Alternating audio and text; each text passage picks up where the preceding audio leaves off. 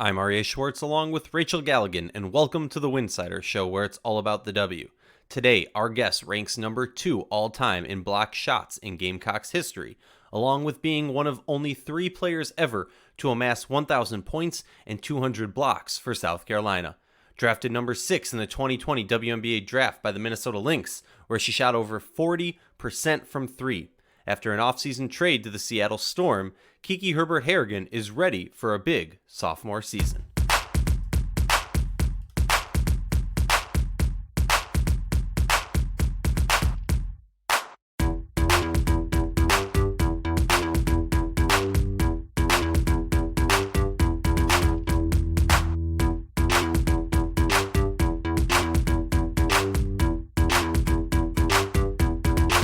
If you like our show, please consider joining our Patreon community, patreon.com/Winsidr. For less than a cup of coffee a month, you can directly show support for the hard work we do covering the W. And don't forget to see our amazing staff's written content at winsidr.com. While you're there, check out our overseas tracker. It's live now, and you can see where your favorite WNBA players are playing overseas all in one place. Also, make sure to keep up to date on all the free agency moves with our free agency tracker on winsidr.com. Please join us in welcoming to the show Kiki Herbert Harrigan of the Seattle Storm. Kiki, how are you doing, and what are you up to these days? Doing great. I'm just at home right now, training and getting ready for, training camp and our season coming up. That's exciting. And you were overseas earlier this offseason, is that correct? Yes. And you were in Turkey, I believe? Yes. How was that experience, your first real WNBA offseason?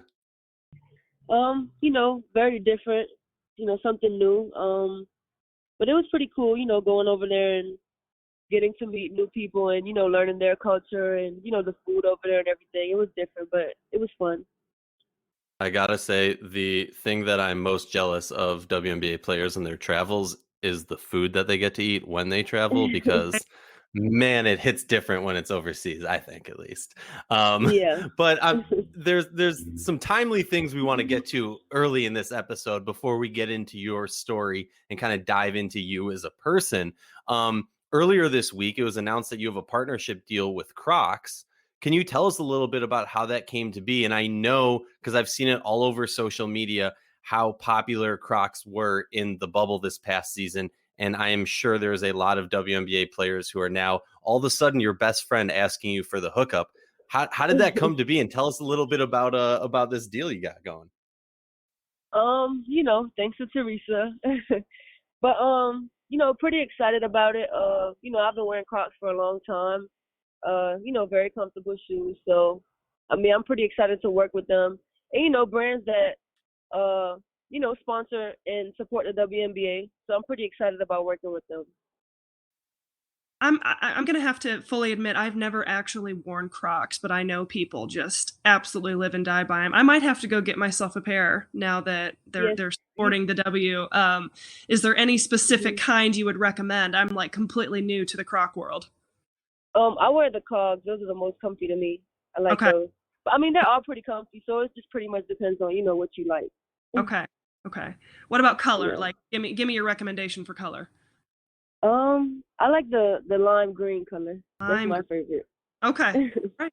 I'm gonna take your word on it. I will do a product evaluation later on. But congratulations, honestly. All jokes aside, that's really cool. I think that's the more unique sponsorships we are seeing within the league. That it's hitting an all-time high right now, and I definitely think this is a really cool one. So congrats to you. That's awesome. Another big topic. As of today, Thursday, when we're recording this, the WNBA and all of the teams released their new jerseys, which has been like all the hype. Everyone's been talking about it. I have to ask you, Kiki, what are your thoughts to the jerseys? What are your reactions to them? How do you feel about them? I think they're great. New designs, and I really like them. I think they're great.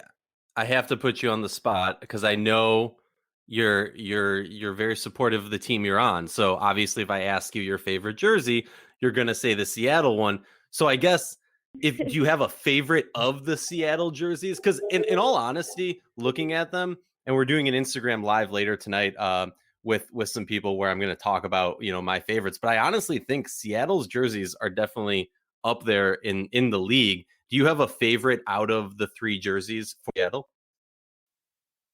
I believe it's the black one with it's kind of like a brighter green than usual.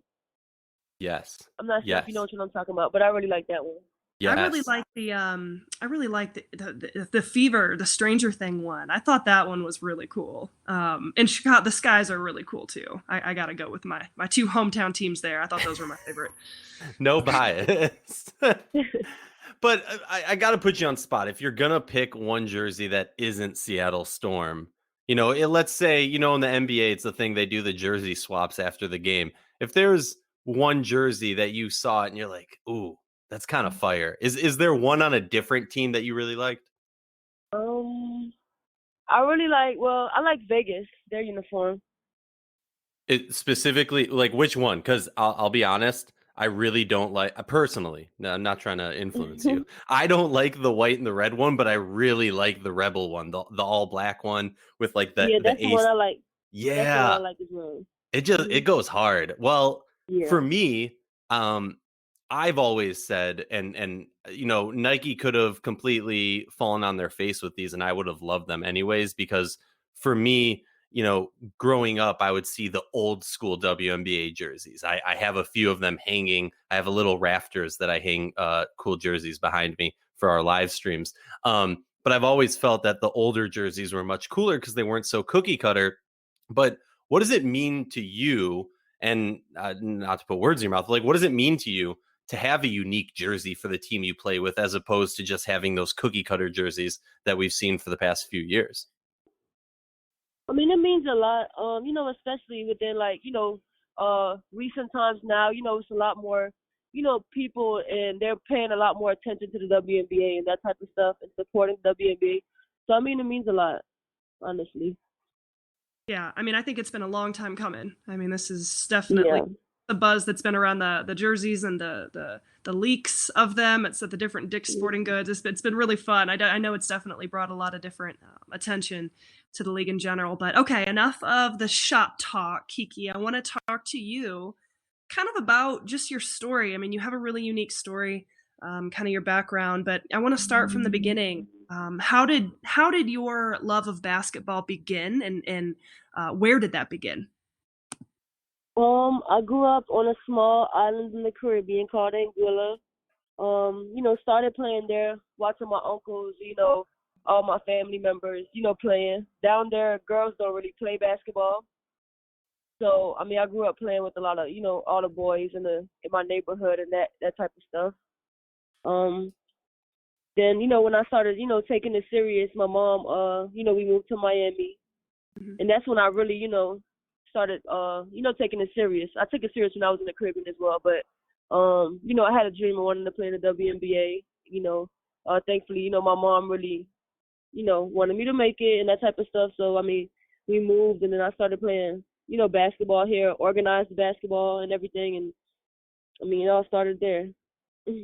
And that move was in large part to help support your dream with basketball. Yes.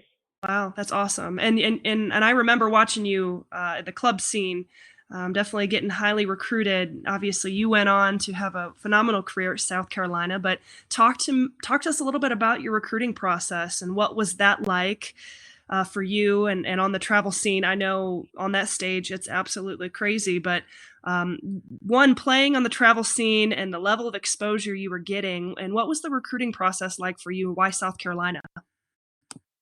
The recruiting process was great. It's always fun.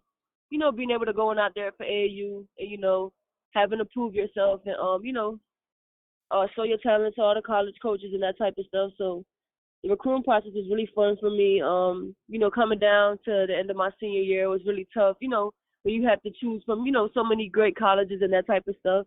Um, I just wanted to go somewhere where I feel like I would grow a lot as a player and a person. So I mean, also like wanted to play for like a Hall of Fame coach. So I chose Don Staley in South Carolina Gamecocks. I'm very thankful for that because they helped to make me into the player and the person that I am today. Well, we loved watching your career at South Carolina, but like I just kind of okay, two parts here. I want to talk about this past March Madness, which in my opinion, again, I know I'm biased. I think that the women's tournament has been a lot more exciting than the men's tournament in recent years. But did you watch any of it, Kiki? Yes, of course I did. What were your thoughts? I mean, did it like what who I mean, I'm sure I can guess who you thought was going to win it all. Yes, But I what were your thought South thoughts about Carolina was gonna win it all. I know you're probably heartbroken. What were Yes, your thoughts on the definitely. tournament? I mean, were you a little bit surprised about the run Arizona made? Yes, I thought it was great for them as well. After South Carolina had lost, I was definitely rooting for Arizona. Uh, came a long way, as a program, and it was just great to see them, doing their thing and making it that far Yeah, for the first time. So that was great.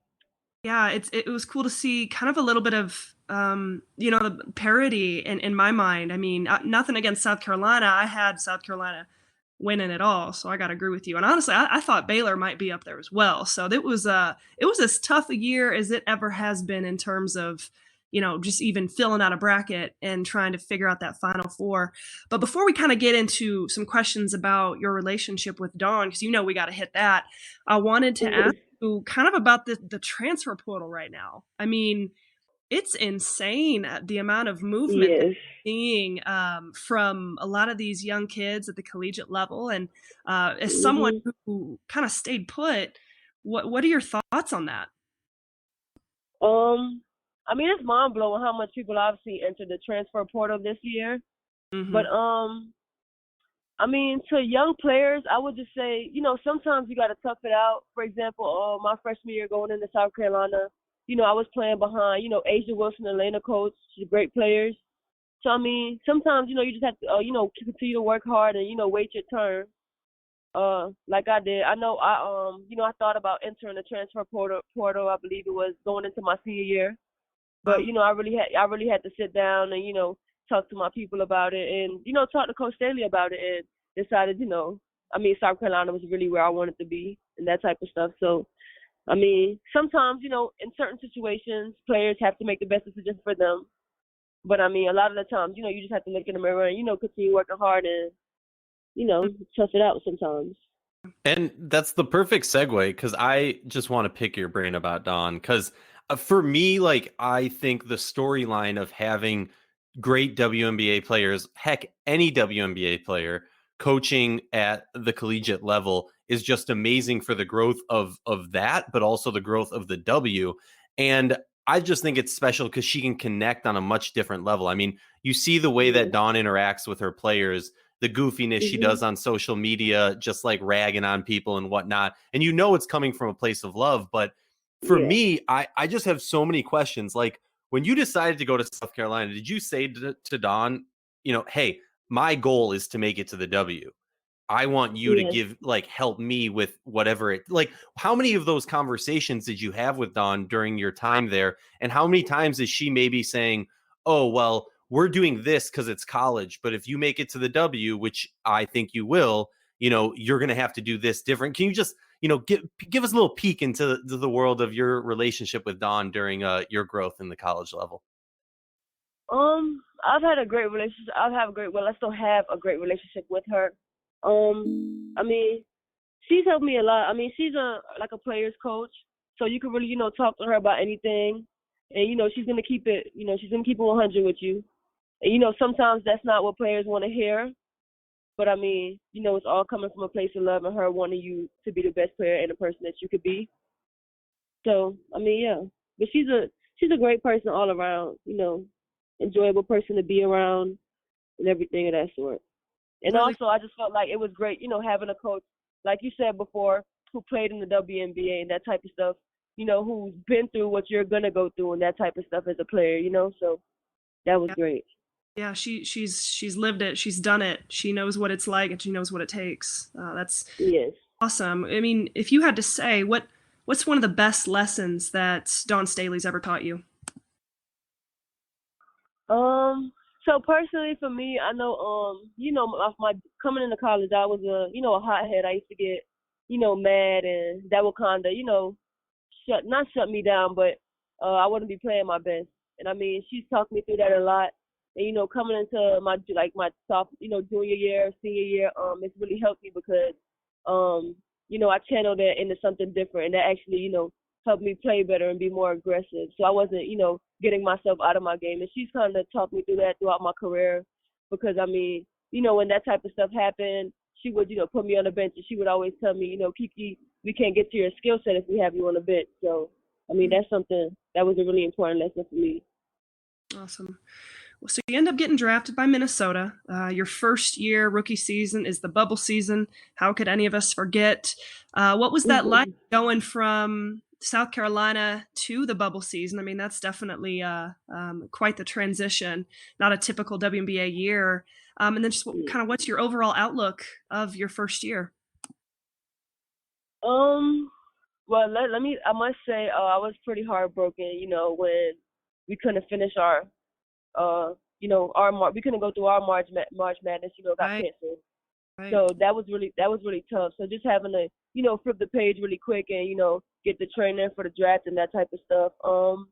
But the bubble season, it was cool. I thought, they did a great job of, getting us pretty much, most of the stuff that we needed and everything in that bubble. Obviously different because it's not a regular season. You're kind of stuck in a hotel other than when you go pretty much, to practice and that type of stuff. So it was different, but I mean, it was a fun experience. Well, I have a two-part question. One, was it weird for you, like so quickly going from college and having, I don't want to say rivalries necessarily in my mind. So I'll be honest. I know you don't know this. I don't follow college basketball until it gets to the tournament, because that's when I start to kind of, okay, these are the players I need to focus on as they come to the W. Because at Winsidr, we're very focused on just the WNBA. But was it kind of hard to go from, looking at Crystal Dangerfield as a rival to a degree, but then being on the same team moments later? And then also, was it hard to watch the tournament this year? Because I've seen multiple players who missed out on their tournament opportunity reflect on it and say it was a little bit hard to watch the tournament this year, knowing we missed out on it last year. Yes, it was definitely hard. Watching it this year, just knowing that, in my mind, thinking, that we were going to win our second national championship last year. So that was really hard. We ended the season number 1 and all that extra stuff. So, we were really looking forward to going in to March Madness. So that was really tough. And then the next question, when you asked about, going from rivals to, being teammates, that wasn't too hard to adjust to because, after that, I mean, we're teammates after all. So, it's all love and that type of stuff. We talked about, the rivalry games and that type and all that stuff, that different stuff. But, it's all fun and jokes then. So it wasn't, that transition wasn't hard at all. I hear you. Well, so, to fill folks in, you were on Minnesota, you get traded to Seattle, and I gotta say, there's many people I'm sure are envious of you. You go from one winning franchise to another. But let's talk about this Seattle team a little bit. What excites you about this team?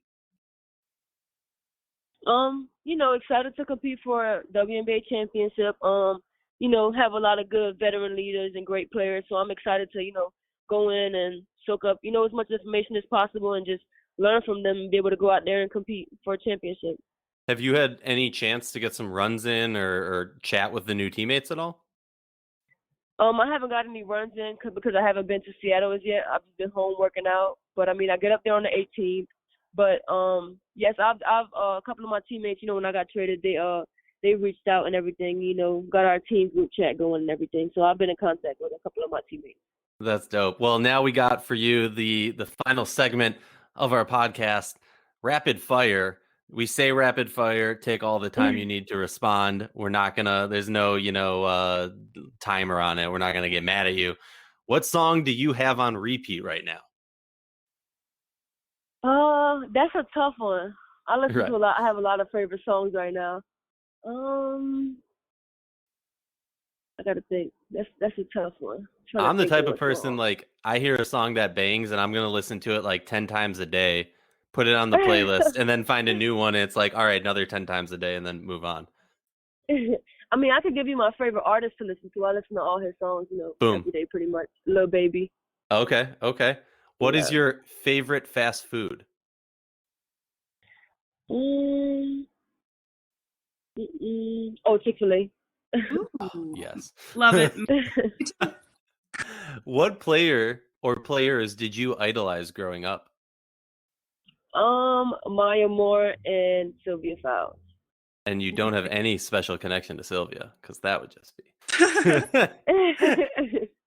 What personal goals have you set yourself for this year?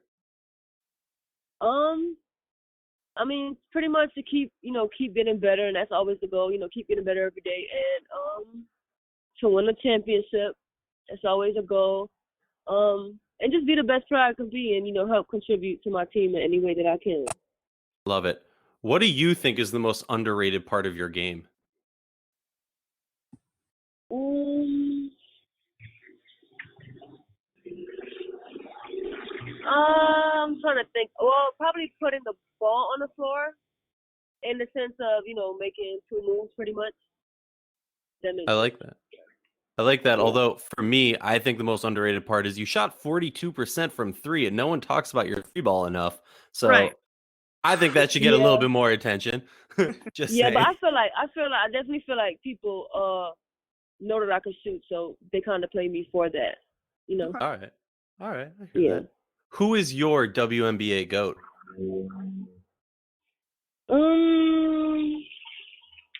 I would say Big Sil. Okay. I love it. Because here's my thing. I think in the But men's side. Yeah. also Sue Bird, I could say her too. Thank you. Here's my thing. On the men's side, there's this debate. Is it Kobe? Is it Michael Jordan? Is it LeBron? Is it so-and-so? On the women's side, too often I feel like people fall into the trap of just saying Diana Taurasi. And I'm like, I don't know. If you count rings, it's not Diana Taurasi. If you count, there's many ways of doing it. So I appreciate you for bringing up two players who definitely should be in the discussion, who aren't in the discussion enough, in my opinion. So thank you. Two more questions, or three more, actually. Sorry. Who came up with Mad Kiki? Because I've heard that term a lot, but I don't know who came up with it. It was the fans at South Carolina. Watch out.